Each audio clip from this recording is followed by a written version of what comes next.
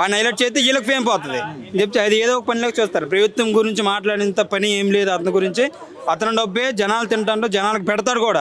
ఆయన డబ్బు ఆయనకు అవసరం లేదు. ఈరోజు అందరికీ తెలిసి విషయమే. తను ప్రత్యేకంగా మాట్లాడక ఐఏఎస్ అంటాడో, ఎందుకు చదివాడో కూడా తెలియదు, ఎందుకు అతను వాళ్ళు మాట్లాడి కూడా తెలియదు. వెనక్కి ఉండొచ్చు, కాకపోతే జనాలు ఏమంటారు కూడా ఆ విషయం కూడా ఫస్ట్ ఆఫ్ ఆల్ ఆయన తెలుసుకోవాలి. అంతే కదా. ఇప్పుడు మొత్తం అంతా ఈడే హైలైట్ అయిపోతే వాళ్ళు ఇంకెక్కడికి వెళ్ళిపోతారు, మరి వెళ్ళిపోతారు కిందకి. అందుకు ఇతను ఎలా బ్యాట్ చేస్తే నాకు పనికి వస్తుంది, ఆడిపోతే నేను వెళ్తాను పైకి.